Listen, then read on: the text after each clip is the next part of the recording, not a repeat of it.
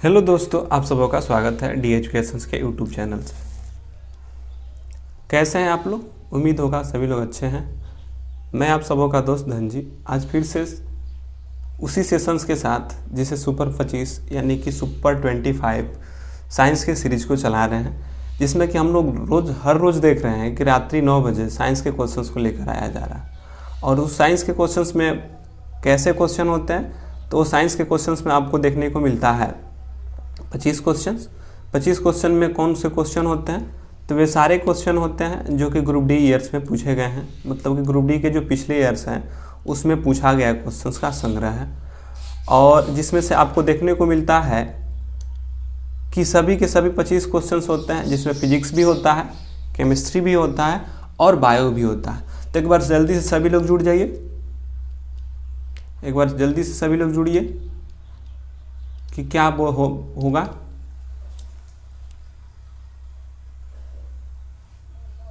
तो जल्दी से जुड़िए सभी लोग और जल्दी से स्टार्ट कर दिया जाए। चलिए जल्दी जल्दी जुड़िए सभी लोग।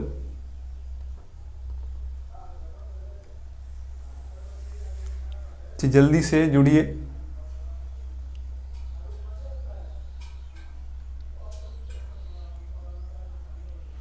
चलिए आज क्या है ध्यान से पढ़ेंगे। आज कोई नहीं भागेगा, आज सेशन सेट 14 है और लगातार हम लोग 14 दिनों से प्रत्येक रात्रि 9 बजे जुड़ रहे हैं, जिसमें 25 क्वेश्चंस को लेकर आ रहे हैं। जिसमें कि क्या होता है सर, फिजिक्स देखने को मिलता है, केमिस्ट्री मिलता है और बायो के क्वेश्चन होते हैं।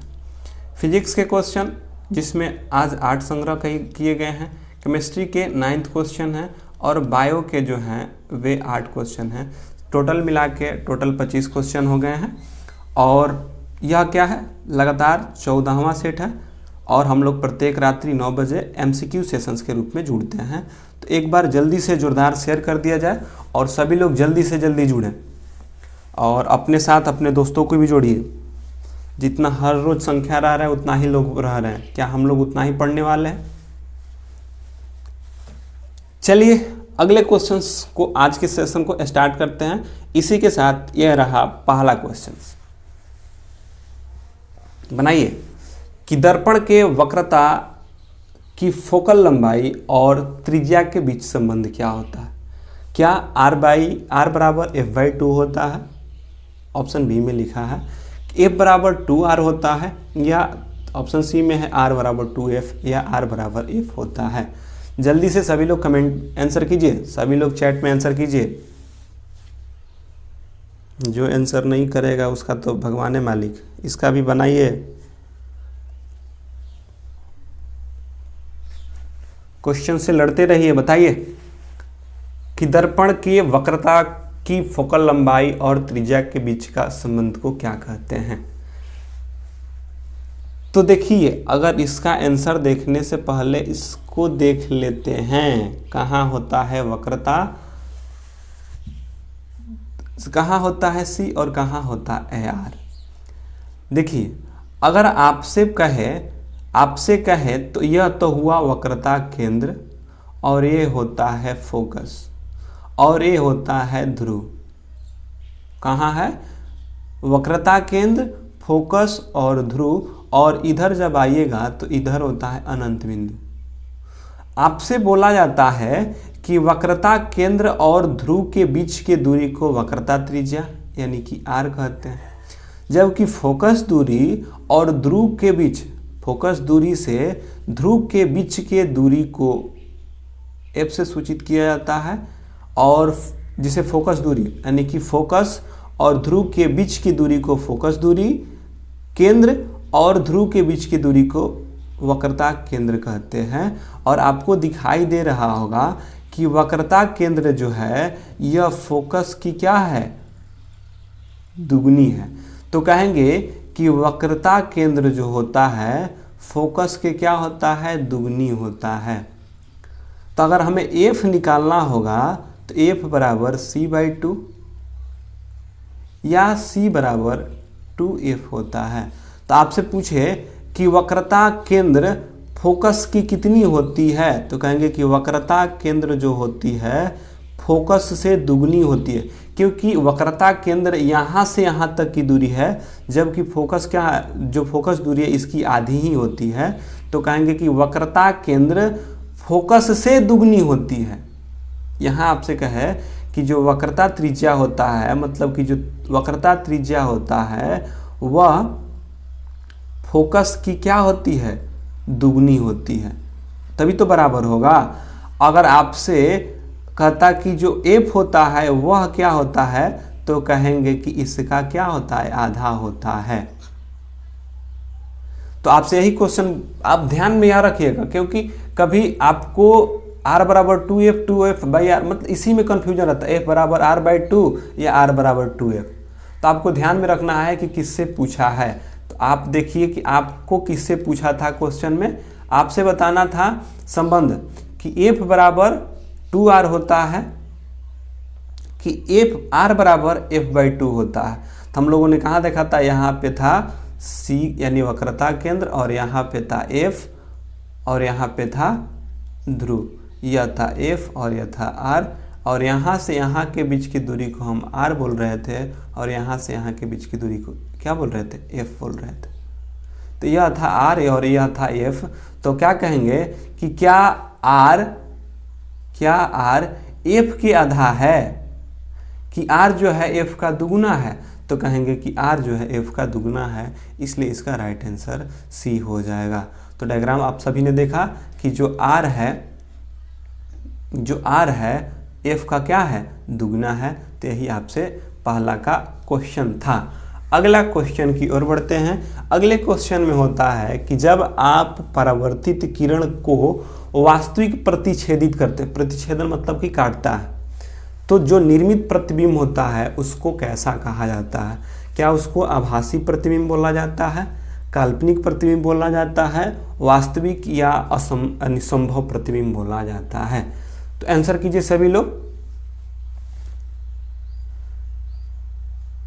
सभी लोग आंसर करेंगे इसका, सभी लोग आंसर करिए जल्दी से,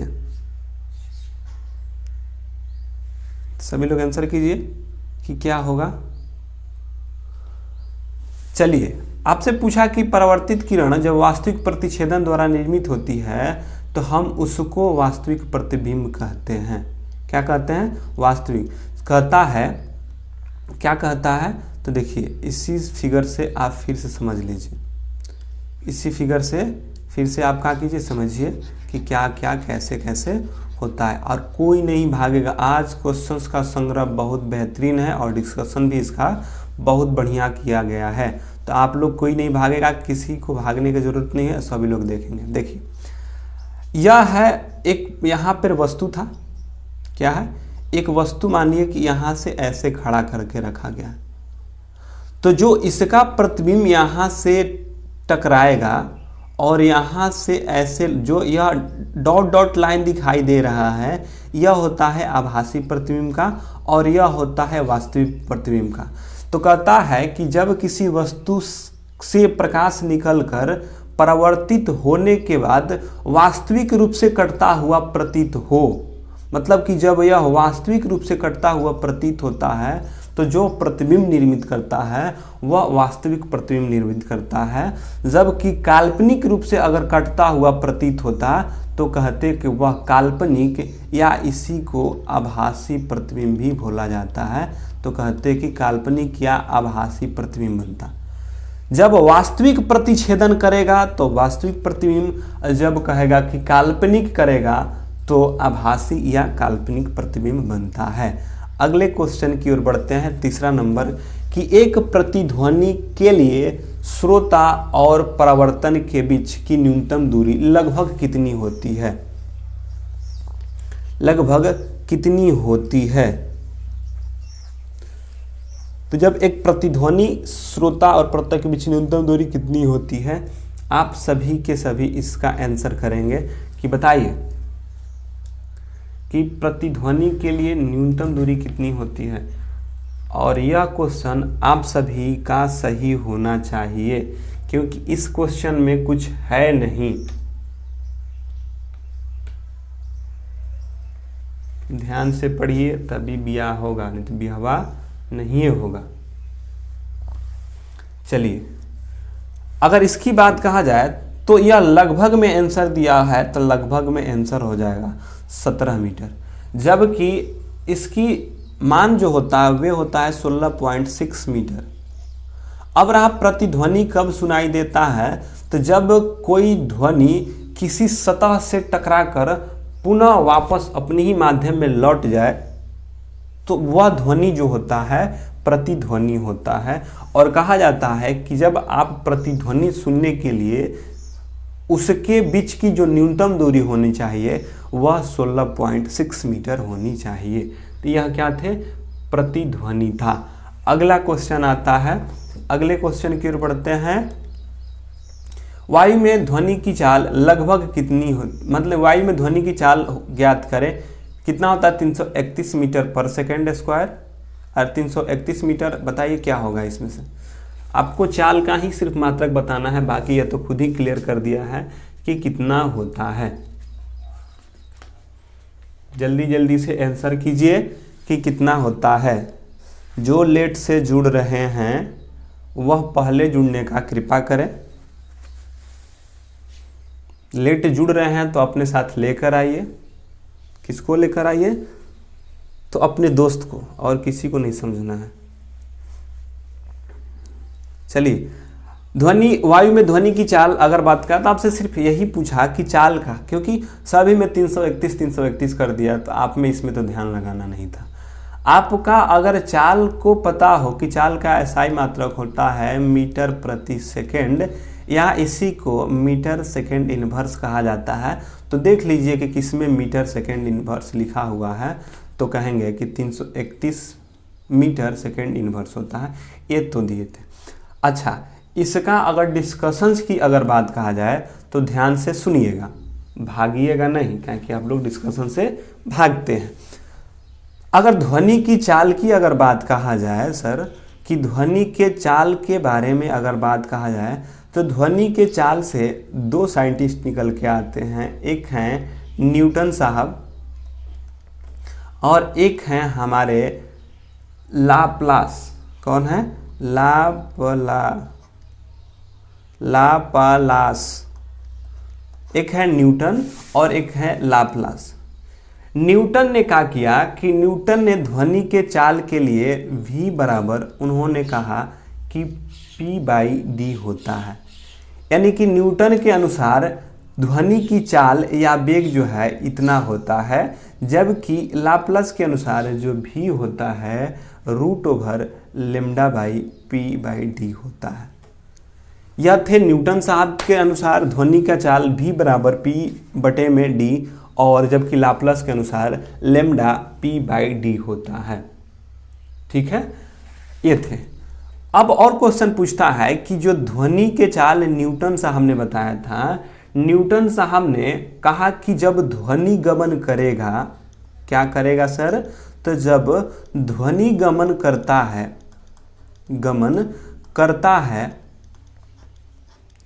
तो इन्होंने कहा कि जब ध्वनि गमन करता है तो ताप नियत रहता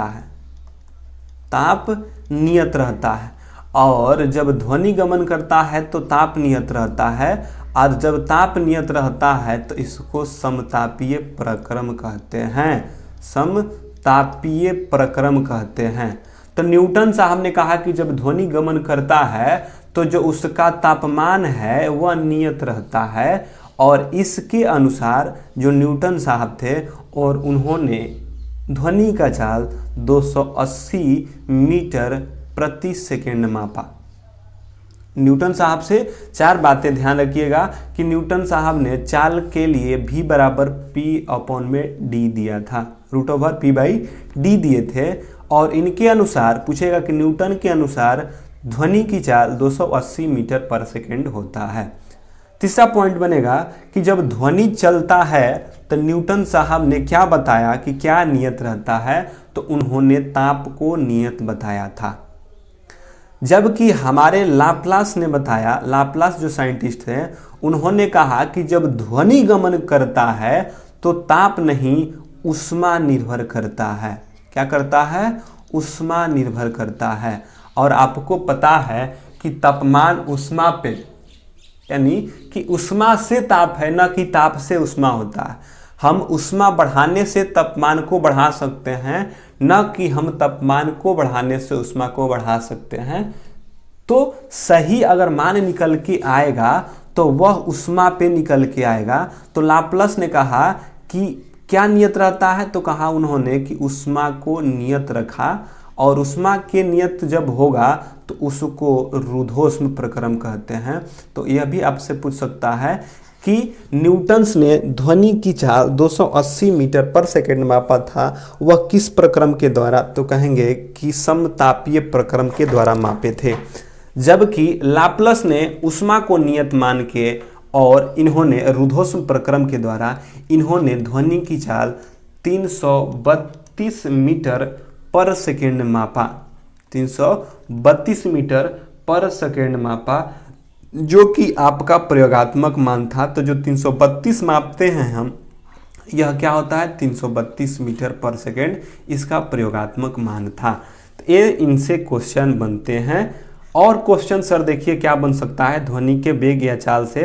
तो कभी कभी आपसे पूछता है कोई ना भागेगा, जो भागेगा उसका ब्याह नहीं होगा, समझ जाओ। काहे कि जो भागेगा उसका ग्रुप डी नहीं होगा, जो ग्रुप डी नहीं होगा तो ब्याह कौन करेगा, ठीक है। ऐसे ही ब्याह अकेला बिना सब बुढ़ा रहा है तो कोई नहीं भागेगा। देखिए ध्वनि के चाल की अगर बात कहा जाए तो ध्वनि के चाल पर कुछ प्रभाव होते हैं, मतलब कि ध्वनि के चाल पे किस किस के प्रभाव पड़ते हैं, मतलब कि प्रभाव क्या होते हैं। जैसे कि ध्वनि पर तापमान की प्रभाव, तो ध्वनि पर तापमान का जो प्रभाव होता है वे होता है V समानुपाती √T। मतलब कि ध्वनि का वेग तापमान बढ़ाने से बढ़ जाएगा, क्योंकि यह समानुपाती का साइन है। समानुपाती का साइन मतलब कि तू हो बढ़ेगा तो हम हो बढ़ेंगे, मतलब कि तापमान बढ़ाइएगा तो वेग भी क्या हो जाएगा, बढ़ जाएगा। यह है तापमान का। दूसरा प्रभाव आता है ध्वनि पे तापमान का, दूसरा आता है किस चीज का, तो दूसरा आता है आर्द्रता का। क्या आता है, आर्द्रता का, दाब का, प्रत्यस्तता के, गैस के अणुओं का। तो आपसे पूछता है कि ध्वनि पे ताप के प्रभाव को आपने देख लिया। अब दूसरा देखिए कि ध्वनि पर गैस के अणु के, जो गैस के अणु हैं उनके प्रभाव का क्या अंतर होता है। तो गैस के अणु का जो प्रभाव होता है वे होता है ध्वनि के वेग जो होते हैं, ध्वनि का वेग 1/, में क्या होता है 1/, √m, सॉरी क्योंकि 1 है इस ऐसे लिख लीजिए, v बराबर 1/, √m होता है। मतलब कि जो गैस के अणु होंगे, जो गैस के अणु होंगे उनके वेग के व्युत्क्रमानुपाती होंगे। मतलब कि जिस गैस के अणु का भार जितना ही अधिक होगा उसका वेग उतना ही कम होगा। मतलब कि आपको यह बताना है कि गैस के अणु भार बढ़ने से ध्वनि का वेग क्या होता है। तो सर गैस के अणु के वेग जो है उल्टा है, क्योंकि व्युत्क्रम 1/m है, तो यह व्युत्क्रम है। तो कहेंगे कि जब गैस के अणु भार बढ़ेगा तो ध्वनि का वेग क्या हो जाएगा, कम हो जाएगा। फिर पूछता है कि दाब का प्रभाव, तो दाब पर, ध्वनि पर दाब का कोई प्रभाव नहीं पड़ता है। यह है पहला पॉइंट, दूसरा पॉइंट, तीसरा पॉइंट और चौथा पॉइंट होता है आर्द्रता पर। आपसे पूछेगा कि आर्द्रता पर, आर्द्रता से ध्वनि का प्रभाव क्या होता है, कि ध्वनि जब आर्द्रता बढ़ती है तो ध्वनि बढ़ता है या घटता है। तो कहेंगे कि आर्द्रता बढ़ने से ध्वनि का वेग बढ़ जाता है या ध्वनि की चाल क्या हो जाता है, बढ़ जाता है। तो आपको एक गैस ऐसा मिलेगा जिस पे कोई प्रभाव नहीं होता है, वे होता है दाब, और गैस के अणु में उल्टा हो जाता है। मतलब कि गैस के अणु जब आएंगे तो कहेंगे जिसका, आप इस सब को भूल जाइए, आप सीधा सीधी एक बात याद रखिए कि ध्वनि के वेग में, ध्वनि के वेग या चाल की अगर बात कहा जाए तो यह खाली याद रखिए कि बढ़ाने से बढ़ता है, घटाने से घटता है और दाब का कोई प्रभाव नहीं पड़ता। किसके बढ़ाने से, तो तापमान और आर्द्रता के बढ़ाने से बढ़ता है कुछ नहीं, बस एक या दो पॉइंट याद रख लीजिए। भागिए नहीं जी, भागिएगा तो फिर दिक्कत होगा, भागिए मत। देखिए गैस के अणु भार बढ़ाने से ध्वनि का वेग कम होता है। दाब का कोई प्रभाव नहीं पड़ता है, बाकी जैसा का तैसा रहेगा। मतलब कि गैस के अणु भार बढ़ाने से ध्वनि का वेग कम हो जाएगा, दाब का कोई प्रभाव नहीं पड़ेगा। बस ये दो याद रखो। और तीसरा कहेंगे कि बागबादी, मतलब कि जितनी भी बात होंगे सब के सब वैसे होंगे कि अगर कहेंगे तापमान बढ़ाने से ध्वनि का वेग बढ़ेगा, आर्द्रता बढ़ाने से ध्वनि का वेग बढ़ेगा। तो आपको यही दो बात को याद रखना था। और भाग रहे हैं, भागिए नहीं। आइए अगले 5वें नंबर की ओर। बताइए 5वां नंबर, ऊर्जा संरक्षण के सिद्धांत के संबंध में कौन सा कथन सही है? आंसर कीजिए सभी लोग कि 5 का आंसर क्या होगा। पढ़िए और आंसर कीजिए और लगातार सेशन के साथ जुड़े रहिए और अपने भी जुड़िए और अपने साथ दोस्त को भी जोड़िए और संख्या प्रतिदिन बढ़ाइए, ठीक है। और नहीं पढ़िएगा तो कहाँ जाइएगा, समझ जाइए कहाँ जाने वाले।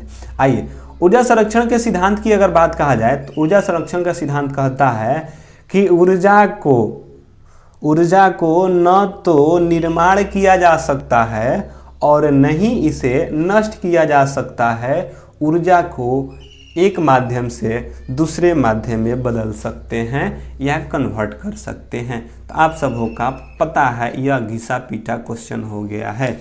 इलेक्ट्रिक बल्ब में भरने हेतु किस गैस का प्रयोग किया जाता है? बताइए कि बल्ब में क्या भरते हैं। बल्ब देखा है सभी लोग? कौन कौन नहीं देखा है? जो नहीं देखा है यस टाइप करे। चलिए अगर इलेक्ट्रिक बल्ब की अगर बात कहा जाए तो इलेक्ट्रिक बल्ब में गैस का प्रयोग आर्गन और नाइट्रोजन गैस का प्रयोग करते हैं। और बल्ब, पियर का बल्ब देखा है? पियर का बल्ब में जो ऐसे ऐसे करके होता है इसको कहते हैं टंगस्टन।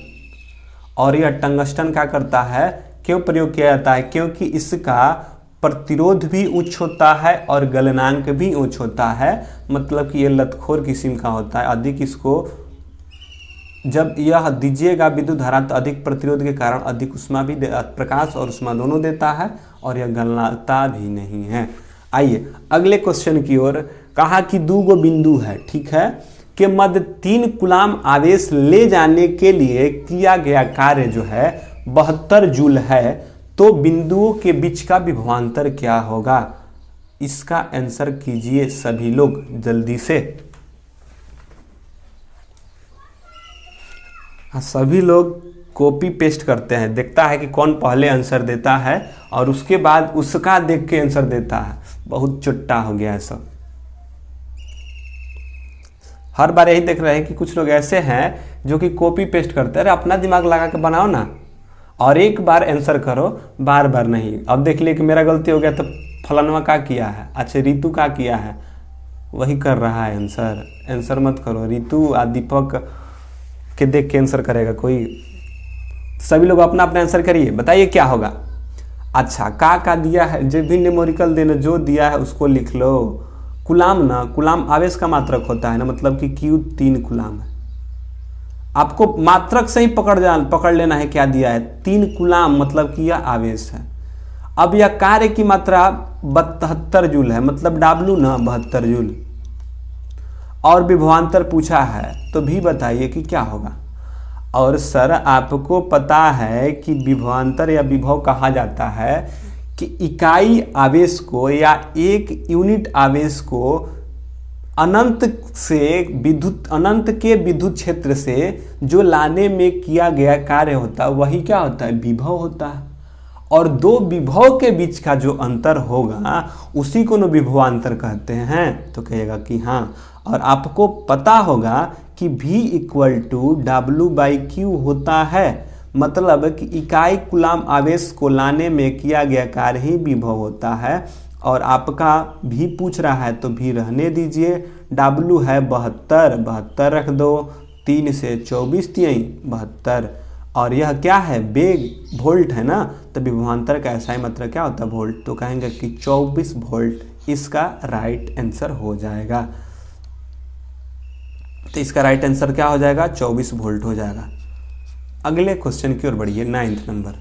कहा कि परमाणु संलयन की प्रतिक्रिया स्वचालित रूप से होता है किसमें, सूर्य में, परमाणु रिएक्टर में, सागर की लहरों में, धरती के क्रोड में। आंसर कीजिए सभी लोग, सभी लोग आंसर कीजिए। कौन कौन नहीं पढ़ रहा है वो नो टाइप करें, जो पढ़ रहा है वो एस टाइप करें। चलिए, और कौन कौन ऐसा है जो कि फ़ोन में दिन भर बात कर रहा है फ़ोन से, वो दोनों टाइप करेगा यस नो। चलिए, अगर परमाणु संलयन की प्रतिक्रिया की स्वचालित रूप से अगर बात कहा जाए तब परमाणु संलयन की प्रतिक्रिया किसमें होता है, तो परमाणु संलयन की प्रतिक्रिया किसमें होता है, तो सूर्य में होता है। सूर्य में नाभिकीय संलयन, जबकि जो परमाणु बम होता है उसमें नाभिकीय विखंडन होता है। अच्छा देखिए ना कि परमाणु संलयन क्या होता है, देखिए यही होता है परमाणु संलयन।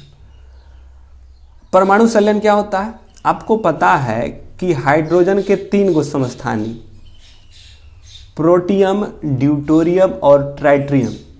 हाइड्रोजन के कितने समस्थानिक, तो हाइड्रोजन के होते हैं 3 समस्थानिक, प्रोटियम, ड्यूटेरियम और ट्राइटियम, यह क्या होते हैं, 3 समस्थानिक होता है। अब नाभिकीय संलयन में कहता है आपको कि दो, मतलब कि आपको क्या होना है कि हाइड्रोजन्स के मिला के, क्या हाइड्रोजन मिल के क्या करते हैं आपके, कि हाइड्रोजन मिल के हीलियम का निर्माण करते हैं। और आपका कहता है कि नाभिकीय संलयन में कहता है कि 2 छोटे छोटे अणु, क्या 2 छोटे छोटे अणु मिलकर एक भारी अणु का निर्माण करते हैं, वे होते हैं नाभिकीय संलयन। मतलब कि आपके छोटे छोटे जो अणु होंगे मिलके जब बड़े अणु का निर्माण करेंगे उसको हम कहते हैं नाभिकीय संलयन। जैसे कि अगर आपकी अगर बात कहा जाए तो मान लीजिए कि यह था हाइड्रोजन, क्या था, हाइड्रोजन दिखाई दे रहा है, या कलर चेंज कर ले लीजिए, कलर चेंज करते हैं, यह है हाइड्रोजन। और हाइड्रोजन के 3 समस्थानिक कौन कौन है, लिख लीजिए, प्रोटियम, ड्यूटेरियम और एक होता है ट्राइटियम। कौन कौन, प्रोटियम, ड्यूटेरियम और ट्राइटियम। प्रोटियम में और ड्यूटेरियम, ट्राइटियम, तो देखिए इसमें हाइड्रोजन के 2 है तो इसका मतलब यह है ड्यूटेरियम, और इसमें हाइड्रोजन के 3 है, यह क्या है, तो यह है ड्यूटेरियम। अब क्या होता है कि हाइड्रोजन के जो हाइड्रोजन है मतलब कि 1H2 और यह है 1H3, इसका मतलब समझते हैं कि यह परमाणु क्रमांक है हाइड्रोजन का, और यह 2 लिख रहा है, मतलब एक होगा, देखिए एक होता है 1H1, 1H2, 1H3, इसको प्रोटियम बोलते हैं, ड्यूटेरियम, और यह क्या होता है, ट्राइटियम होता है। भागिए नहीं जी, भागिएगा तो दिक्कत होगा, नहीं समझ में आएगा। एक प्रोटियम, ड्यूटेरियम, ट्राइटियम। अब क्या होता है कि जो ड्यूटेरियम होता है और जो ट्राइटियम होता है, इन दोनों को मिलाकर यह क्या करता है आपका, क्योंकि देखिए यहाँ पे कितने होने वाले हैं, तो आपको 2 और यहाँ से 3 मिलते हैं, तो कहता है कि 2 हाइड्रोजन परमाणु मिलाकर एक हीलियम परमाणु का निर्माण करता है, और यह आपका क्या है, हीलियम निर्माण हो रहा है। तो आप खाली यह याद रखिए कि 2 हल्के परमाणु के नाभिक परस्पर संयुक्त होकर, 2 हल्के परमाणु के नाभिक परस्पर संयुक्त होकर एक भारी तत्वों का परमाणु के नाभिक का रचना करते हैं, यह प्रक्रिया नाभिकीय संलयन कहलाता है, क्योंकि यह दोनों क्या हो रहा है कि इसका प्लस इसका मिलकर एक भारी नाभिक अणु का निर्माण कर रहे हैं। यह क्रिया होता है किस किस में अब नाभिकीय संलयन होता है। तो जहां भी आपको हाइड्रोजन दिखने को मिले, जैसे कि कहेगा कि तारा में कौन सा संलयन, नाभिकीय संलयन, सूर्य के प्रकाश में नाभिकीय संलयन, तो पूछता है कि तारा में सूर्य के प्रकाश में सारे के सारे कैसे होते हैं, तो नाभिकीय संलयन होते हैं।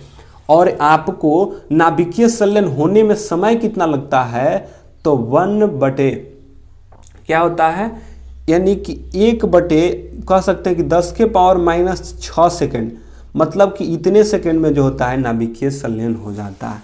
मतलब कि देखिए 1 सेकेंड का 10⁻6वां भाग, मतलब 1 पर 10 के 6 गो जीरो होना चाहिए। इतने ही सेकंड में क्या हो जाता है, नाभिकीय संलयन हो जाता है। तो आपसे कभी कभी पूछता है कि नाभिकीय संलयन में क्या समय कितना होता है, तो 10⁻6 सेकंड होता है। अच्छा, जब नाभिकीय संलयन पढ़िए लिए तो थोड़ा विखंडन भी देख ले।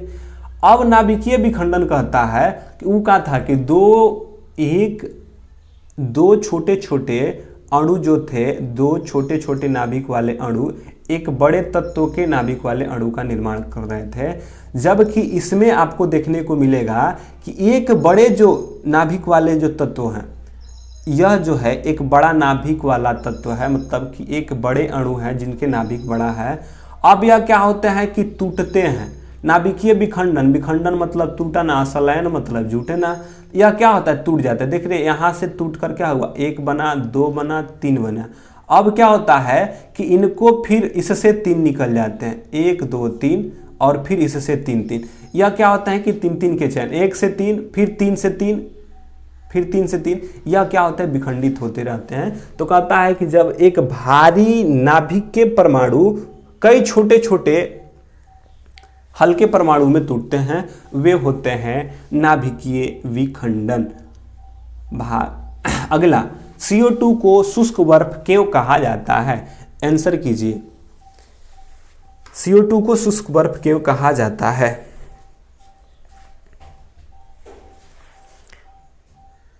कितने लोग को डिस्कशन पसंद नहीं आता है वो एक टाइप करें, और कितने लोग हैं जिनको कि डिस्कशन पसंद आता है वह 2 टाइप करें। चलिए आंसर करते रहिए, आंसर कर लेने के बाद 1-2 टाइप करना, नहीं तो बीच में ना। चलो, अगर ठोस CO2 में शुष्क बर्फ की अगर बात कहा जाए सर, तो कहा जाता है कि जब दाब 1 एटमोस्फियर हो, मतलब कि वायुमंडलीय दाब एक बार हो, एक बार के को वायुमंडलीय दाब को बार में मापते हैं, और एक वायुमंडलीय दाब कहता है कि जब आपका वायुमंडलीय दाब 1 एटमोस्फियर से कम हो, मतलब कि जो आपका वायुमंडलीय दाब होता है 76 mmHg पर, जो एक बार होता है, एक वायुमंडलीय बराबर और होता है ना, कितना होता है आप सभी को पता है, 10⁵ पास्कल होला। तो 10⁵ पास्कल जो होता है वे वाला जो है 1 एटमोस्फियर कम हो जाए, मतलब कि जब आपका वायुमंडलीय दाब अगर एक बार से कम हो जाए तो वह सीधे जो ठोस होगा सीधे गैसीय अवस्था में परिवर्तित होने लगता है। तो जो CO2 के शुष्क बर्फ क्यों कहा जाता है, क्योंकि जब इसका वायुमंडलीय दाब कम होगा तो डायरेक्ट यह गैसीय अवस्था में होने लगता है। देखिए यह है ठोस शुष्क बर्फ। यह क्या होता है, शुष्क बर्फ होता है, यही होता है शुष्क बर्फ। आप एक बार मतलब एक वायुमंडलीय दाब से अगर इसका कम करते हैं तो देखिएगा कि यह क्या होने लगता है, गैस के रूप में क्या होने लगता है, यह द्रव में नहीं पिघलेगा, डायरेक्ट गैस के रूप में निकलने लगता है।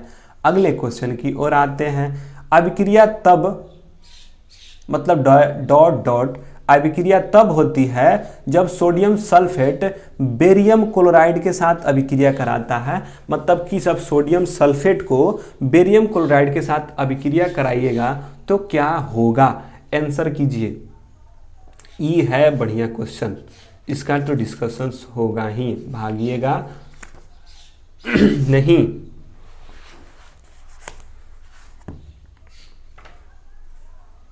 भागने में बहुत लोग हैं, उनका नाम लिखा चुका है कौन कौन भागते हैं। जो भागता है उसका नाम टाइप करो तो कौन कौन भागता है। ताकि देखे कि किसको किसको पता है कि कौन डिस्कशन बीच में छोड़ के भागता है। जे भागेगा उसका ब्याह पक्का नहीं होगा, समझ लेना। चलिए तब पढ़ो, ब्याह अगला बेर हुई करेगा। अभिक्रिया तब होता है जब सोडियम सल्फेट बेरियम सल्फेट के क्लोराइड से अभिक्रिया करते हैं, उसको क्या कहते हैं? एकल विस्थापन, दोहरी विस्थापन, एकल संयोजन या दोहरी विस्थापन। अब देखिए क्या होता है, अगर आपको 10 नंबर की अगर बात कहा जाए तो कहा कि सोडियम सल्फेट और एक है बेरियम क्लोराइड, मतलब कि BaCl2 यानी कि बेरियम क्लोराइड, और एक होता है Na2SO4, यह क्या हुआ? Sodium sulphate. बेरियम क्लोराइड और सोडियम सल्फेट यह भी क्या होता है? इक्वेशंस के रूप में होता है, इसको इक्वेशंस के रूप में लिख सकते हैं। मतलब ये भी क्या है? विलयन होता है, और ये भी क्या है? विलयन होता है। अब आपको पता है कि बेरियम क्लोराइड है और यह क्या है? सोडियम सल्फेट है। अब कह रहा है कि जब डालिएगा तो अब सोडियम और बेरियम क्लोराइड में, मतलब कि सोडियम और बेरियम में सबसे अधिक अभिक्रियाशील जो होगा वे कौन होंगे? तो सोडियम होता है। बेरियम और सोडियम में सबसे अधिक अभिक्रियाशील कौन होता है? तो सोडियम होता है। जब सोडियम अधिक अभिक्रियाशील होगा, क्योंकि यह अभिक्रियाशील को बताए थे ना कि सबसे potassium, sodium, calcium, magnesium, aluminium, carbon, यह क्या थे? तो मैंने ये सारे के सारे क्या था? अभिक्रियाशील थे। तो आपको यही बताना था, ये सारे के सारे अभिक्रियाशील तत्व थे। तो सोडियम दूसरे नंबर का सबसे अधिक अभिक्रियाशील है, और यह विस्थापित किसको करेगा? तो यह बेरियम क्लोराइड को, मतलब कि बेरियम को कहेगा कि तुम हट जाओ यहाँ से, हमको जुटने दो, तब यह क्या बना देगा? Na2Cl2, मतलब कि सोडियम क्लोराइड, और यह बेरियम का होगा, कहेगा कि तू हमको तो हटा दिया, हम कहाँ जाएं? तो कहेगा कि मेरे वाले स्थान पे चले जाओ तुम, और यह बना लेता है बेरियम सल्फेट। तो सोडियम क्लोराइड, बेरियम सल्फेट, मतलब कि ई इसके पास चला गया और यह इसके पास चला गया। जब दो क्रियाएं हों, मतलब कि एक विस्थापित नहीं हो रहा, एकल विस्थापन जब किसी एक को ही हटाया जाए, जब क्या हो, उस क्रिया में किसी एक ही को विस्थापित हो रहा है तो वो होता है एकल विस्थापन। जबकि दोनों क्रिया में विस्थापित होता है उसको दोहरी विस्थापन कहते हैं। तो यह था क्योंकि सोडियम भी विस्थापित हो रहा है और बेरियम भी विस्थापित हो रहा है, क्योंकि सोडियम बेरियम के जगह पर और बेरियम सोडियम के जगह पे चला जा रहा है, तो कहेंगे कि यह एक दोहरी विस्थापन अभिक्रिया होता है। अगले क्वेश्चन की ओर आते हैं। तीसरा सेल में बताइए कि तीसरे सेल में इलेक्ट्रॉनों की अधिकतम संख्या कितना होता है? आंसर कीजिए, तीसरे सेल में इलेक्ट्रॉन्स की अधिकतम संख्या कितनी होती है? कितनी होती है? आंसर कीजिए सभी लोग। अगर तीसरे सेल में इलेक्ट्रॉन की अधिकतम संख्या कितनी होती है?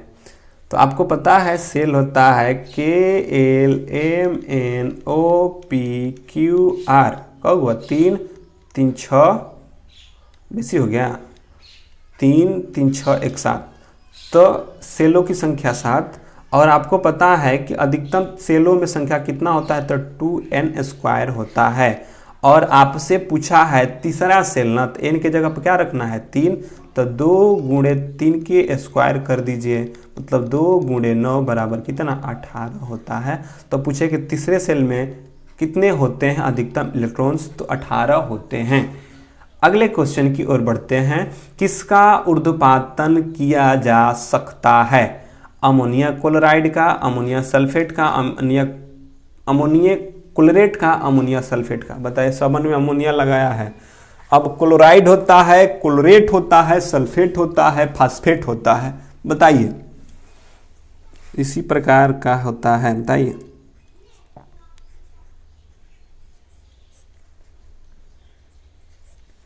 चलिए आंसर कीजिए सभी लोग। अगर ऊर्ध्वपातन की अगर बात कहा जाए कि किसका ऊर्ध्वपातन किया जा सकता है, तो एगो देखिए है जुगाड़ आप सबों के लिए कि ऊर्ध्वपातन के उदाहरण करने के लिए आप एक ट्रिक याद रख सकते हैं कि अनेक आए। कितने आए? अनेक आए, एक दो नहीं आए, कितने आए, अनेक लोग आए। तो कुछ ऐसे लोग हैं जिनके ज़िंदगी में अनेक लोग आते हैं, तो याद रखिएगा कि जिसके ज़िंदगी में अनेक लोग आएंगे ऊर्ध्वपातन की तरह हो जाएंगे। ऊर्ध्वपातन क्या होता है कि ठोस को, मतलब कि जब ठोस को गर्म करने पर डायरेक्ट क्या हो जाते हैं, वाष्प में बदल जाते हैं। तो यही ना होता है, अनेक लोग आएंगे तो डायरेक्ट ठोस की तरह आएंगे और वाष्प की तरह क्या हो जाएंगे, उड़ जाएंगे। मतलब कि द्रव की तरह पिघलेंगे भी नहीं, मतलब कि आएंगे और गायब भी हो जाएंगे। तो इसके लिए ट्रिक रखेंगे, अनेक आए। अ से हुआ अमोनियम क्लोराइड, ने से हुआ नेफ्थेलिन, क से हुआ कपूर, एकता कपूर नहीं, कपूर, आयोडीन और एंथ्रेसिन। ये सारे के सारे ऊर्ध्वपातन होते हैं। इनमें ऊर्ध्वपातन के उदाहरण है। तो ऊर्ध्वपातन के उदाहरण में क्या कहेंगे कि ऊर्ध्वपातन ठोस से कहा जाता है कि जब किसी पदार्थ को गर्म करने पर डायरेक्ट ठोस से वाष्प में बदल जाए या गैस में बदल जाए, उसको ऊर्ध्वपातन कहते हैं। तो कहा कि जब आग के उड़ जाएगा तो कहेंगे कि अनेक आए। तो आपसे पूछा कि कौन सा होगा, तो अमोनिया क्लोराइड, और आपके आंसर में यही था अमोनिया क्लोराइड। तो इसका राइट आंसर क्या हो जाएगा, सभी लोग बताएं। तो सभी लोग को पता है अमोनिया क्लोराइड। तो ऊर्ध्वपातन की तरह नहीं होना है, आए और गायब हो जाए।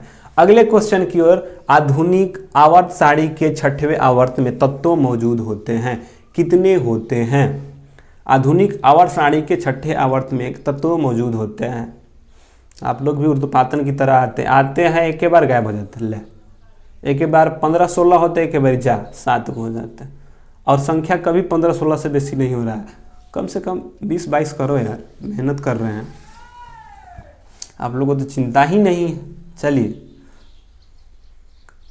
कि पकड़ पकड़ के लाएं। चलिए, आधुनिक आवर्त सारणी में 6वें आवर्त की अगर बात कहा जाए तो कैसे होता, 2, 8, 8, 18, 18, 32, 1, 2, 3, 4, 5, 6 और 7वां जो होता है वे अभी अपूर्ण माना गया है।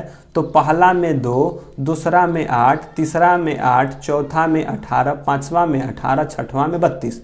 और आपसे पूछा है 6वें आवर्त में कितने होते हैं, तो 32 होते हैं। और 7वें आवर्त में भी 32 से ऊपर होते हैं, क्योंकि दिखना है, देख लो दिखाते हैं आप सबों को। देखिए बहुत मेहनत से लाते हैं भाई, लाइक तो बनता है, सब्सक्राइब भी करो, सब्सक्राइब बढ़ नहीं रहा है, लाइक भी नहीं बढ़ रहा है। देखिए यह है पहला, देखिए एक हुआ हाइड्रोजन, एक हुआ हीलियम, तो इसमें कितना हुए, 2 हुआ।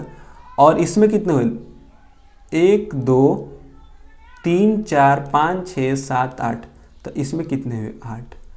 और इसमें भी 2 और 6 इधर, कितने हुए, 8। तो 2, 8, 8, और इसमें होता है 18, और इसमें होता है 18, और इसमें क्या होता है 32। मतलब कि 6वें आवर्त में इसमें हो गए कितने, 2, 2, 8, 8, 18, 18, 2, 8, सॉरी 2 बार 2 नहीं, यहाँ पे 8, 8, यहाँ पे 18, 18, और यहाँ पे क्या होगा 32। और 7वां में कुछ ऐसे तत्व हैं जिनको कि ज्ञात नहीं किया गया, इसलिए 6 आवर्त में कितना होगा, 32 हो जाएगा। अगले क्वेश्चन की ओर आते हैं, किसका प्रयोग निसंक्रामक यानी कीटाणु नाशक के रूप में किया जाता है, बताओ तो किसका प्रयोग किया जाता है। सुतेगा, सुतना नहीं है, आंसर करो। रितु जी पहले सो जा रहे हैं, रितु जी मत सोइए,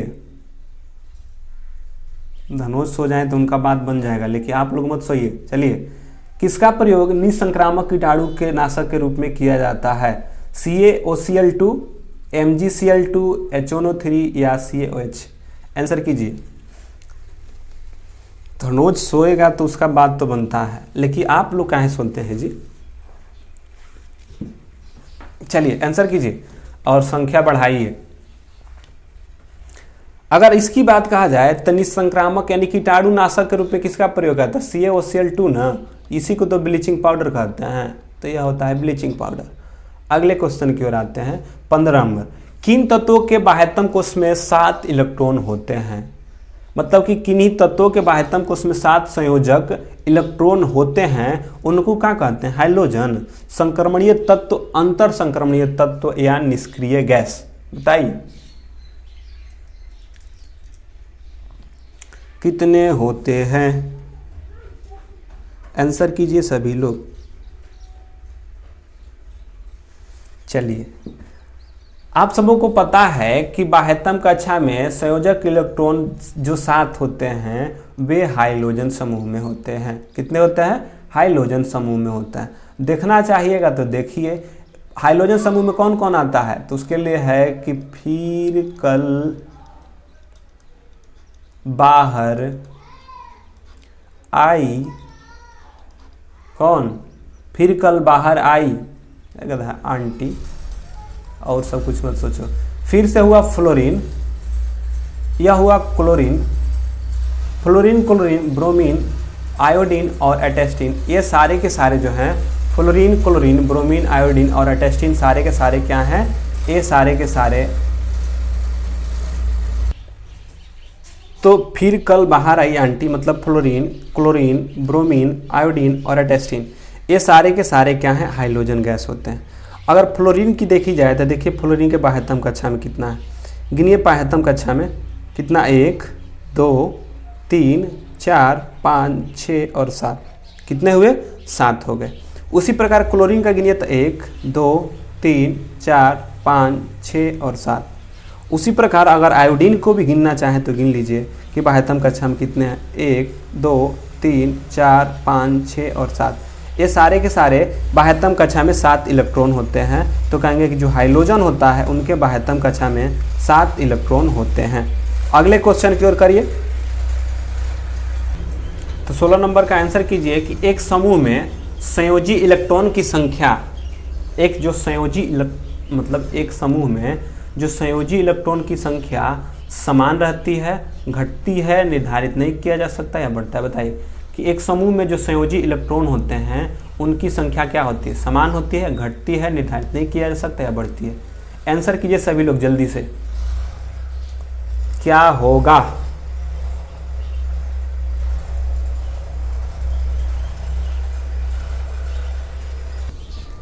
चलिए, इसकी अगर राइट आंसर्स की अगर बात कहा जाए कि संयोजी इलेक्ट्रॉन की संख्या होती है एक समूह में तो वे होती है समान, यानी समूह अगर एक वर्ग है और इस वर्ग में जितने भी तत्व होंगे उनकी संयोजी जो इलेक्ट्रॉन्स की संख्या होगी समान होती है, इसलिए 16 का राइट आंसर ए हो जाएगा। 17 नंबर, चूना और क्लोरीन के साथ अभिक्रिया कराने पर क्या बनता है? आंसर कीजिए सभी लोग, आंसर कीजिए जल्दी से। चलिए, अगर इसकी अगर बात कहा जाए कि क्या होता है तो आपको पता है कि चूना अगर कहा जाए तो चूना होता है CaO कैल्शियम ऑक्साइड और इसके साथ क्लोरीन मिला दीजिएगा तो क्या बन जाता है? CaOCl2। Cl2 क्या होगा? CaOCl2 मतलब यह CaOCl2 क्या है? ब्लीचिंग पाउडर होता है। इसका राइट आंसर डी हो जाएगा। तो देख लिए हम लोग कि कैल्शियम ऑक्साइड और Cl2 को मिलाए तो क्या बना? कैल्शियम यानी CaOCl2, और CaOCl2 को ब्लीचिंग पाउडर कहा जाता है। अभी हम सबने देखा है। अगले आएंगे, बढ़ते भ्रूण के लिए पोषक उत्तक के रूप में कौन कार्य करता है? बीजांड, अंडाशय, युग्मनज या भ्रूणपोष। बताइए कि जब बढ़ते भ्रूण के लिए, जो भ्रूण होता है जब बढ़ता है पादप का, तो किस रूप में कार्य करता है? मतलब कि कौन सा पोषक के रूप में कार्य करता है? बीजांड, अंडाशय, भ्रूणपोष या युग्मनज। बताइए कौन सा कार्य करता है? आंसर कीजिए सभी लोग। चलिए, सभी लोग आंसर कीजिए इसका। और यह बढ़िया क्वेश्चन है, इसका डिस्कशंस, थोड़ा सा डिस्कशन इसका भी देखेंगे। चलिए, अगर इसकी अगर बात कहा जाए कि बढ़ते भ्रूण पोषक उत्तक के रूप में कौन कार्य करता है तो उसका होता है राइट आंसर जो भ्रूणपोष होता है वह कार्य करता है। इसको समझने के लिए देखिए, यह है चना। चना आप लोग को देखे हैं? कौन कौन है? चना। और चना की यह ऊपरी जो चना होता है, और चना को दो फारी मतलब कि इसको बीचों बीच से बांट दिया गया है। जब आपको बीचों बीच से बांट दिया जाता है तो कुछ ऐसा ही दिखाई देता है। और जो खुड़लैया होता है ना, बोलता है कि उसका खुड़रैया है, तो उसको कहते हैं बीजपत्र, और यह होता है खाद्य संग्राहक। और यहाँ से एक प्रांकुर जो भावी प्रवाह होता है और मूलांकुर जो भावी जड़ होता है। भावी प्ररोह मतलब आपसे भी क्वेश्चन आया था कि बताइए कि भावी प्ररोह को क्या दर्शाता है, तो प्रांकुर दर्शाता है। और प्रांकुर से क्या विकसित होता है, तो तना विकसित होता है। जबकि भावी जो जड़ होता है, भावी से यह जो भावी जड़ होता है वह मूलांकुर दर्शाता है। यह तो आपको पता था। लेकिन आपसे पूछा है कि जो भ्रूण होता है उसका खाद्य संग्राहक के रूप में कौन कार्य करता है। जब भ्रूण अंदर होता है तो उसके खाद्य संग्राहक के रूप में कौन कार्य करता है, तो जो यह भाग अंदर वाला दिखाई दे रहा है यही होता है भ्रूणपोष। कौन होता है, भ्रूणपोष। और इसको अच्छी तरह से समझने के लिए थोड़ा और देख लीजिए, नीचे एक फिगर है। क्या है, एक फिगर है, इसको देख लीजिए। चलिए, आपको दिखाई दे रहा होगा, थोड़ा बड़ा कर देते हैं और देख लीजिए आराम से। यह क्या है, बीज ही है। यह भी जो अभी लिए थे ना, जो दाल रहीला के दाल होला, जो चना के दाल होला होता, जो चना था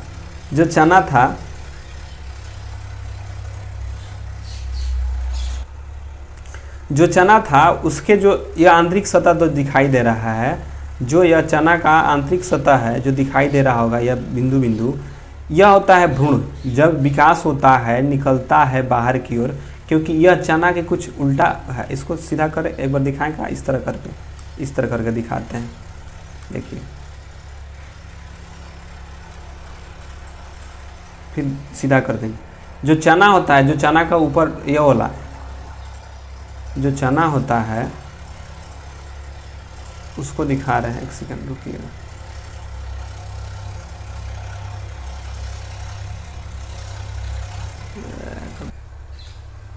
तो जो आपको चना वाला जो भाग दिखाई दे रहा था, जो चना वाला ए वाला भाग दिखाई दे रहा था, ए वाला जो भाग था, यहीं से देखिए क्या है, यहीं से क्या होता है कि निकलता है। अगर आपको इसकी अगर बात कहा जाता कि क्या होता है, तो देखते हैं इसका क्या होता है। देखिए, ये आपको चना वाला भाग हो गया। जो चना वाला भाग है उसको देखिए, यह क्या है, चना है। अब आपको यह भ्रूण दिखाई दे रहा है, और इसी भ्रूण को पूछा है आपसे कि जो यह आपका भ्रूण होता है, इस भ्रूण को पोषक कहाँ से प्राप्त होता है। इस भ्रूण को जो पोषक होता है वह भ्रूणपोष से प्राप्त होता है। मतलब यह जो दाना दाना वाला दिखाई दे रहा है आपको भ्रूणपोष, इसी से प्राप्त होता है। यह आपका था भ्रूण का अगर पूछे कि जो पादप होते हैं उनमें भ्रूण को, जो भ्रूण दिखाई दे रहा है आपका, भ्रूण को पोषण कहाँ से, मतलब भोजन कहाँ से प्राप्त होता है, तो जो यह भ्रूणपोष होता है यहाँ से प्राप्त होता है। और यहीं से देखिए प्रांकुर आगे की ओर निकल जाता है और मूलांकुर क्या होता है, पीछे की ओर निकल जाता है। तो ये था आपका। और यह जो बाहरी आवरण दिखाई दे रहा है इसको बीज आवरण कहा जाता है। ये आप लोगों को याद रखेंगे कि आपसे पूछे कि भ्रूण का भोजन यानी कि संचित कहाँ से होता है, कहाँ से प्राप्त होता है, तो कहेंगे कि जो भ्रूण है उसका पोषक उत्तक जो है भ्रूणपोष से प्राप्त होता है। अगले क्वेश्चन की ओर आते हैं कि जो जठर ग्रंथियां होती हैं, इसके द्वारा, जठर ग्रंथियों के द्वारा स्रावित जो HCl होता है, मतलब कि हाइड्रोक्लोरिक जो अम्ल है, किसको एंजाइम को सक्रिय आसानी से कर देता है। किसका एंजाइम जो है सक्रिय आसानी से कर देता है, बताइए। कि जो जठर ग्रंथियां हैं, जो जठर ग्रंथियां हैं किसको कर देता है।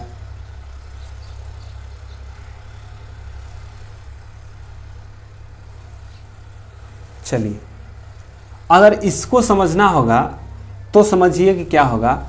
अगर इसकी अगर आंसर समझना चाहें तो यह होगा पेप्सिन। क्या होगा, पेप्सिन। लेकिन इसको समझ लेते हैं। देखिए, अगर आपसे कहे जठर ग्रंथि की, क्या कहे, जठर ग्रंथि की, तो ये आपकी क्या है, जठर ग्रंथि है।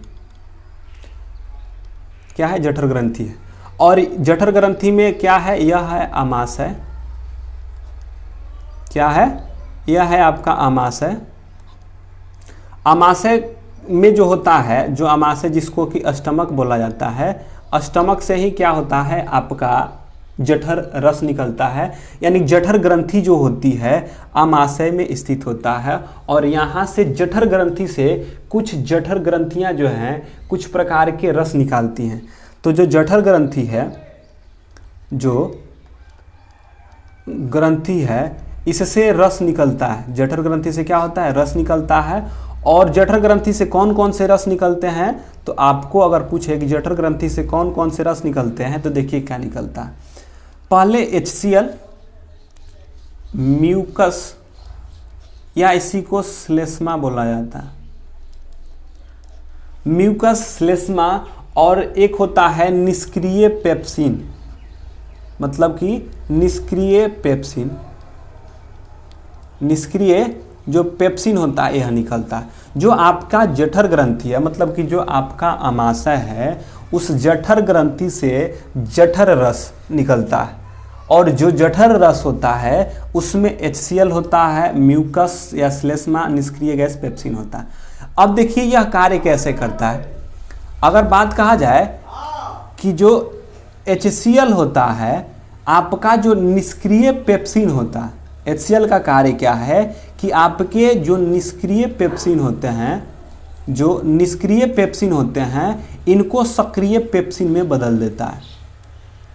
किसमें बदल देता है? सक्रिय पेप्सिन में बदल देता है। तो आपसे क्वेश्चन पूछेगा कि जो HCl होता है वह क्या करता है, तो जो निष्क्रिय पेप्सिन होता है उसको पेप्सिन में बदल देता है। और यह पेप्सिन क्या करता है कि आप जो भोजन में प्रोटीन लिए रहते हैं, उस प्रोटीन को पेप्टोन में बदल देता है। प्रोटीन को क्या करता है? पेप्टोन में बदल देता है। तो पूछे कि आपका जो जठर ग्रंथि है उससे HCl निकलता है, HCl क्या करता है? HCl म्यूकस और जो निष्क्रिय पेप्सिन होता है यहाँ से निकलता है। HCl निष्क्रिय पेप्सिन को पेप्सिन नामक एंजाइम में तोड़ देता है, और यह एंजाइम क्या करता है कि जो आपका प्रोटीन होता है, प्रोटीन को पेप्टोन में तोड़ता है, प्रोटीन को पेप्टोन में तोड़ता है। अच्छा, यह म्यूकस और जो श्लेष्मा होता है यह क्या करता है कि जो यह आपका आमाशय है, जो आपका स्टमक है, जो ग्रंथि है, इसका क्या करता है, आमाशय की जो ग्रंथियां हैं इसको आपको सुरक्षा प्रदान करता है। क्योंकि HCl और जो पेप्सिन है, HCl और जो पेप्सिन है, इनसे क्षति न पहुंचे, जो आमाशय की दीवार है इसको क्षति, क्योंकि HCl एक तेजाब की तरह होता है, एसिड्स है, तो वह क्या करता है आपके आमाशय के जो दीवार है उसको क्षति न पहुंचाए, इसके लिए सुरक्षा प्रदान कौन करता है, तो म्यूकस और श्लेष्मा। म्यूकस और श्लेष्मा का कार्य है आपके आमाशय के दीवार को सुरक्षित रखना, क्योंकि HCl और पेप्सिन से, किससे? HCl और पेप्सिन से सुरक्षित कौन रखता है, तो जो म्यूकस होता है वह सुरक्षित रखता है। ठीक है। और HCl क्या करता है, तो जो निष्क्रिय पेप्सिन होता है उसको सक्रिय पेप्सिन में बदलता है, और पेप्सिन क्या करता है कि जो आप भोजन में प्रोटीन लेते हैं उसको पेप्टिन में तोड़ता है। अच्छा, और क्या निकलता है आपके आमाशय से, और क्या निकलता है? HCl पेप्सिन हो गया, उसके साथ साथ रेनिन भी निकलता है। यह रेनिन क्या करता है कि जब आप दूध पीते हैं तो जो दूध में कैसीन जो विटामिन होता है, जो कैसीन प्रोटीन होता है, सॉरी विटामिन नहीं, जो कैसीन प्रोटीन होता है उसको कैसिनोजेन में बदलने का कार्य कौन करता है? रेनिन करता है।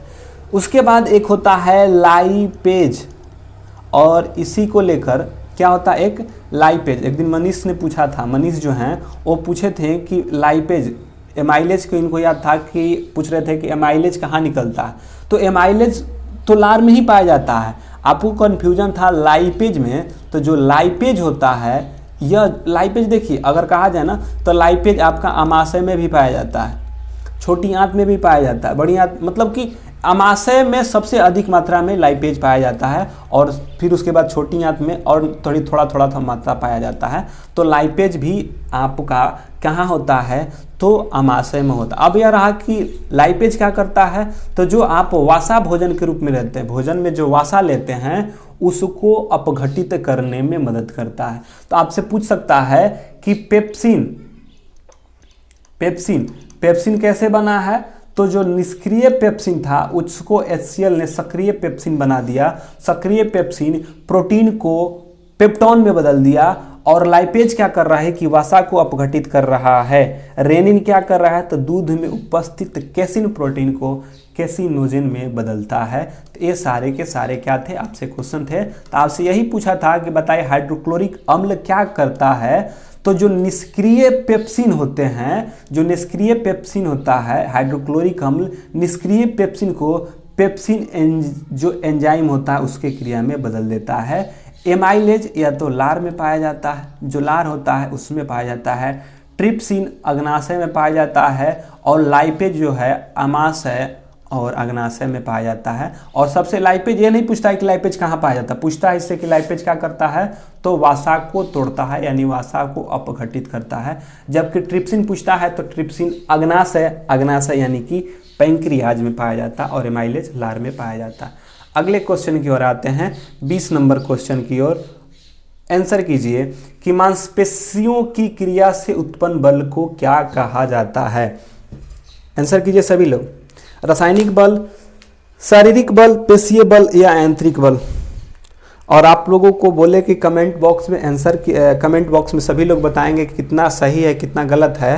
तो आप लोगों ने कितना तो बताया कि मेरा इतना सही है, मेरा इतना सही है। कुछ लोग तो टाइप भी नहीं किए। तो आप लोगों टाइप की, आप लोग देखिए, आप लोग आंसर कीजिए सिर्फ एक बार। अगर गलती हो गया तो क्या उसका आंसर देख लीजिए, आंसर क्या दिया। हाँ, अगर कभी मिस्टेक से अगर टाइप हो गया है तब तो कोई बात नहीं है, लेकिन आंसर सिर्फ एक ही बार दीजिए, ना कि उसका देख कर कि उसका सही हो गया आंसर तब बोल रहे हैं कि बी, उसका ए आंसर है तो ए नहीं। आप आंसर एक ही बार दीजिए, उसके बाद कांस्टेंट होके जो डिस्कशंस है उसको देखिए ताकि आपको फायदा हो अगले क्वेश्चंस में या आगे आने वाले जो सेट्स होंगे। इसमें आपका गलती हो गया तो अब याद रखिए कि अगले बार ऐसे क्वेश्चन आएंगे और ऐसे डिस्कशंस के जो क्वेश्चन आएंगे गलती नहीं होना चाहिए। तो चलिए इसका अगर बात कहा जाए कि मांसपेशियों की क्रिया से उत्पन्न जो बल होता है उसको पेशीय बल कहा जाता है, क्योंकि आपके मसल्स के कारण, क्योंकि जो मांसपेशियों में परिवर्तन से क्योंकि जो बल होगा, जैसे कि आपके पैर के मसल्स से जो कार्य करिएगा वो पैर के मसल्स होंगे, तो यह सारे के सारे पेशीय बल के द्वारा होता है। आइए अगले क्वेश्चन की ओर आते हैं। अगले क्वेश्चन की ओर आते हैं। अगला क्वेश्चन है कि मनुष्य में गुर्दा का निस्पंदन की इकाई को क्या कहते हैं। आपको बताना है कि गुर्दे की इकाई जो निस्पंदन इकाई है उसको क्या कहते हैं। बताइए कि गुर्दे के इकाई को क्या कहते हैं। गुर्दे को किडनी कहते हैं ना, तो इसको किडनी भी कहा जाता है। यह है किडनी। तो बताइए कि गुर्दे या किडनी के इकाई को क्या कहते हैं। नेफ्रॉन, प्रोटॉन्स, न्यूट्रॉन्स या न्यूरॉन्स। आंसर कीजिए 21 नंबर का। 21 नंबर का आंसर कीजिए सभी लोग।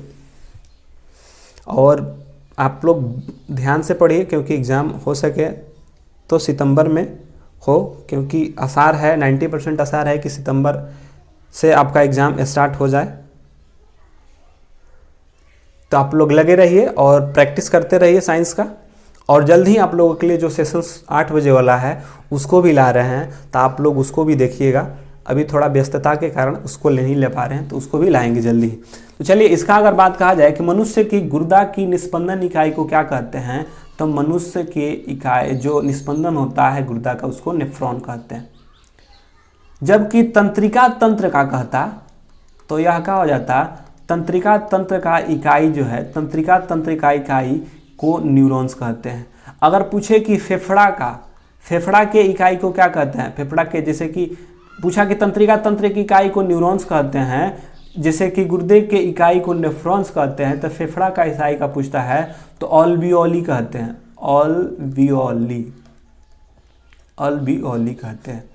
और एक और पूछता है आपसे, अभी एक नया क्वेश्चन हमने देखा कि शुक्राणु के जो इकाई होता है उसको क्या कहते हैं, तो उसको सेमनीफेरस कहा जाता है। सेमनीफेरस ट्यूब्स होता है उसको कहते हैं। तो वो आगे आएगा, आपको क्वेश्चन में बता दिया जाएगा। निम्नलिखित में से मत्स्य वर्ग की विशेषता क्या नहीं है।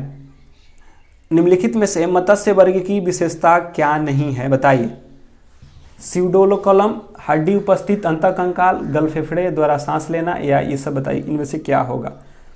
मतलब कि मत्स्य वर्ग की विशेषता नहीं है। मत्स्य मतलब कि मत्स्य वर्ग में कौन आते हैं, तो मछली जो आती है, जो मछली आती है। और मत्स्य वर्ग को बताइए कि मत्स्य वर्ग को क्या कहते हैं, मतलब क्या उसमें नहीं होता। हड्डी उपस्थित, हड्डी यानी बोन्स, उपास्थि को कार्टिलेज, और अंतःकंकाल होता है या नहीं होता है। गलफड़े द्वारा सांस लेना, और साल्क की बाही कंकाल या स्यूडोकोलम की उपस्थिति। बताइए कौन सा विशेषता मत्स्य वर्ग की नहीं होती है।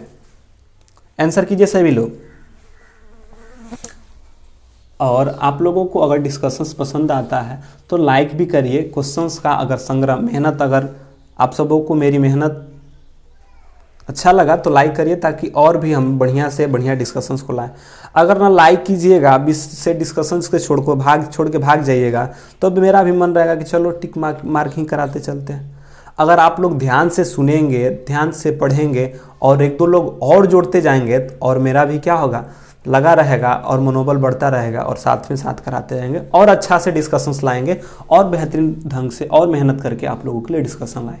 तो मत्स्य वर्ग की विशेषता क्या नहीं है, तो कहेंगे कि जो स्यूडो कॉलम होता है यह विशेषता नहीं होता है। जबकि मत्स्य वर्ग, क्योंकि सर अगर आपसे 5 कहा जाए ना तो यह सब कार्डेटा संघ के हैं। कार्डेटा संघ के सब उपसंघ होता है। कौन? मत्स्य वर्ग, पीसीज वर्ग, एबीज वर्ग, स्तनधारी वर्ग, सब कार्डेटा संघ में आता है। और कार्डेटा संघ के जो जंतु होते हैं उनमें लगभग में हड्डी उपस्थित कंकाल इत्यादि पाया ही जाता है।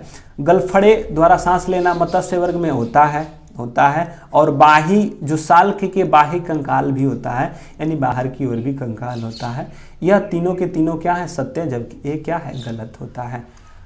23 नंबर, गर्म पानी के कुंडों और गहरे समुद्र, तप्त कंदराओं और आटाकार्टिक वर्फ जैसे जीवन यापन हेतु एक जटिल निवास स्थान भी करते हैं। वो कौन होते हैं? विषाणु होते हैं, जीवाणु होते हैं, अमीबा होते हैं या युगलिना होते हैं? बताइए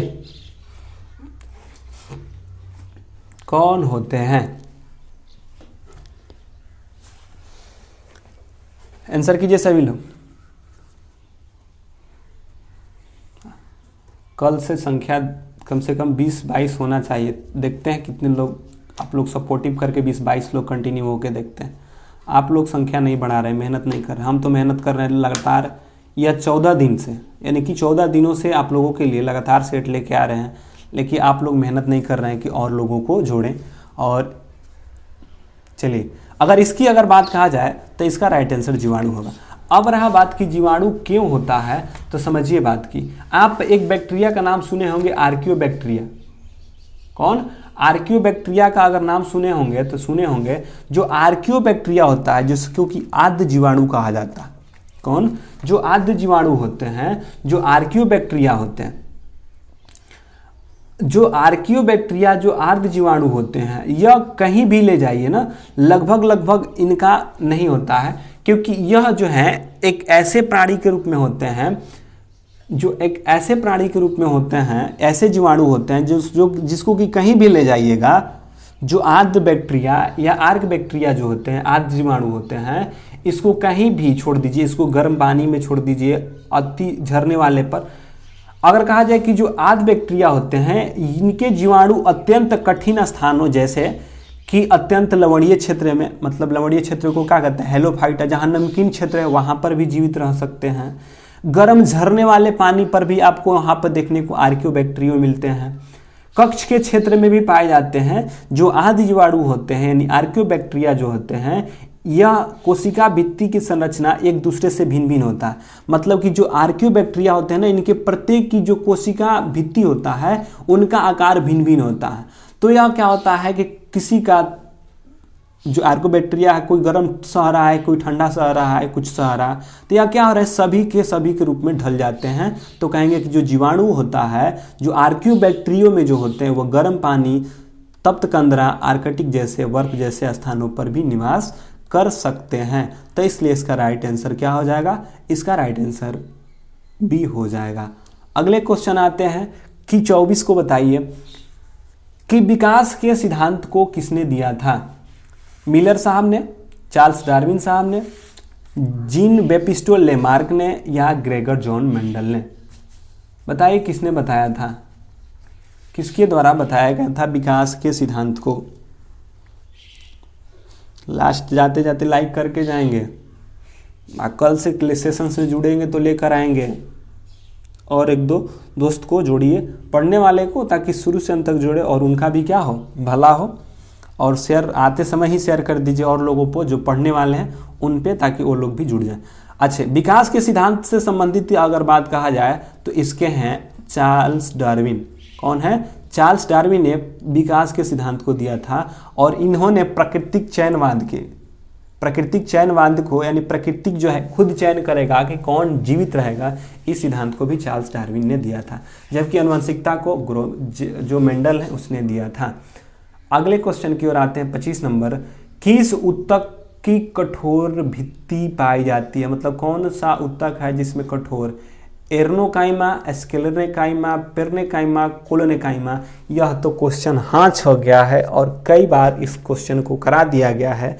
यह क्वेश्चन को आप लोग आंसर करिए और भागिएगा नहीं, आंसर करके लास्ट में भागने लगते हैं। अरे 1 सेकंड सुन लीजिए, उतना देर सुने हैं तो 1 सेकंड और भी सुन लीजिए, उसके बाद सभी लोग साथ में जाइए।